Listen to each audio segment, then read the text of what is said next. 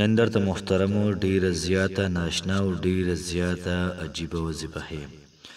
د دواړو جهانو سردار مبارک یو حدیث دی، یو صحابي ته وظیفه ښودلې د مال او دولت دپاره،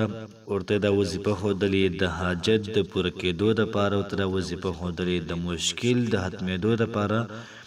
د دواړو جهانو سردار دغه صحابي ته دا وظیفه ښودلې او د مخ د ښکلا دپاره دا وظیفه محترمو پیغمبر صلی الله علیه و آله وسلم یو صحابي ته ښودلې وه. یو صحابي و ډېر زیات غریب و او دغه رنګې مال تجارت له بتلو، تجارت به یې کو، مزدوري دیاړي به یې کوله، خو بیا به هم مزه نه وه. د دواړو جهانو سردار مبارکو ته دا وظیفه وښودله. دومره دا صحابي مالداره شو، دی وایي پر خپلو ملګرو کې ډېر زیات مالداره شوم او په خپلو ملګرو کې ډېر زیات ښایسته هم شوم. وایي ما سره دونه پیسې وي چې د هغې شمار د مال نه راتلو او نه ما سره ځای و چې دا پیسې زه کم ځای کېدم. بسم الله الرحمن الرحیم. شروع کوم د ډېر زیات بخښونکي او د ډېر زیات مهربان رب په نوم باندې. السلام علیکم ورحمت الله وبرکاته. امید د رب کوم چې تاسو ټول به ټیک ټاکې، الله پاکم خوشحاله آباد ساته. نن چې محترمو زمونږ کوم وظیفه ده دا د مال او دولت حوالې سره ده. زمونږ چې څومره خویندې دي، زمونږ چې څومره رونه دي، څومره هلکه دا وظیفه ګوري کو چا سره د مال او دولت کمی، ټولو ته په جمع دعا کوي ای زمونږ ربه دې هلکو له مال او دولت ښه ډېر ورکړي چې ستا په دین باندې دا ولګوي. کو څوک پریشان حالي ای زمونږ ربه د هغوی پریشان حالي د ختم کړي. د چا کو څه حاجات وي ای زمونږ پروردګار د حاجات ټولو له پوره کړه، ځکه زمونږ د غوښتو بل در نشته دی، صرف یو ستا در دی او تا نه صرف غواړو مخلوق ته ما واله، ځکه چې د مخلوق نه څوک څه غواړي نو مخلوق په هغې باندې خفه کېږي او خالق نه چې موږ څه غواړو نو خالق پې خوشحالېږي. دا ټول مخلوقات راجمع شي د الله پاک نه یو څیز وغواړي، الله پاک به له ورکړي، نو الله پاک په دې باندې ډېر زیاته دا خوشحالېږي. نو زمونږ دپاره د الله پاک خوشحالي د کافي، د الله پاک خوشحاله هم شي او موږ له حاجت هم پوره کړي.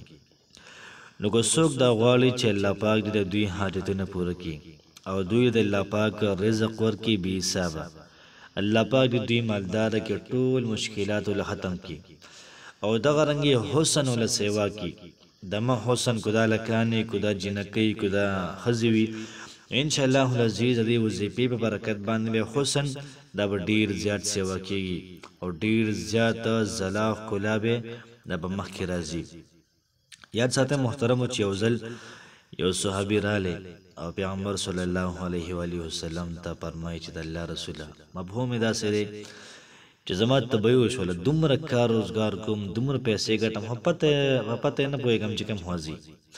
یا ورته دا وي چې دیاړي نه میلاویږي. د دواړو جهانو سردار ورته وفرمایل صلی الله علیه و آله وسلم چې کله ځې کاروبار دپاره، چې کله ځې تجارت دپاره، کله د کور نه وځې د دیاړۍ دپاره، د مزدورۍ دپاره، نوکرۍ دپاره، نو دا صورتونه وایه، انشاءالله العزیز الله پاک به په یو څو ورځو کې مالداره کړي او ستا حالات دا بدل شي. پیغمبر صلی الله علیه و آله وسلم ته فرمایل چې بسم الله الرحمن الرحیم وایه، بیا د هغې نه بعد سورة الکافرون وایه، قل یا ایها الکافرون، مکمل صورت. بیا د هغې نه بعد بسم الله وایه، بسم الله الرحمن الرحیم. بیا د هغې نه بعد سورة النصر وایه، ورپسې کوم صورت دی اذا جاء نصر الله والفتح.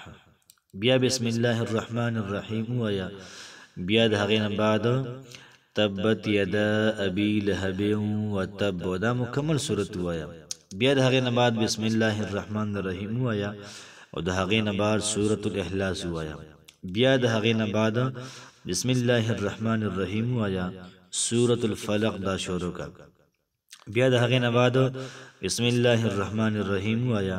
او سورة الناس دا شروع کا. مخکې وروسته د دې نه یو پیره درود ابراهیمي او بیا د هغې نه بعد دا وظیفه یو پیره وکړه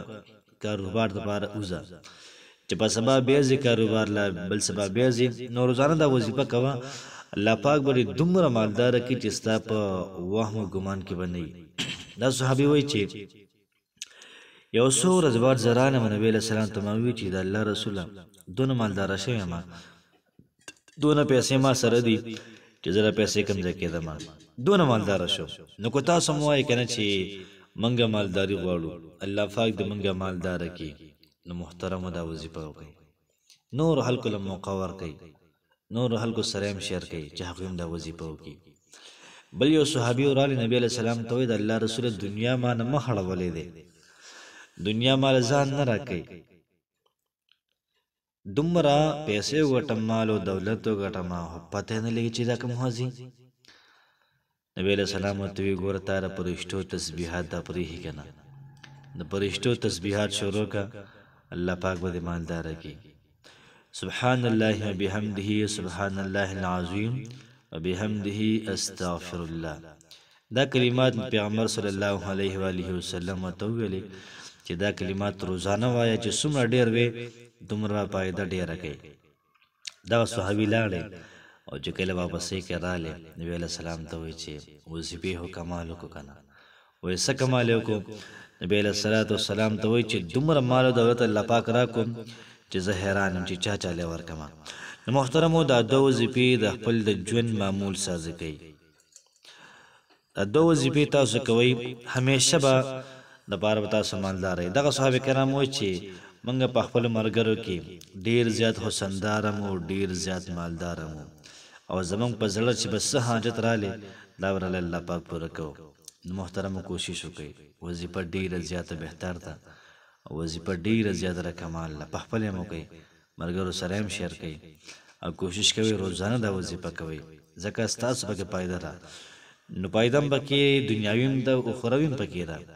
الله پاک هم خوشحاله آباد ساته السلام علیکم ورحمت الله وبرکاته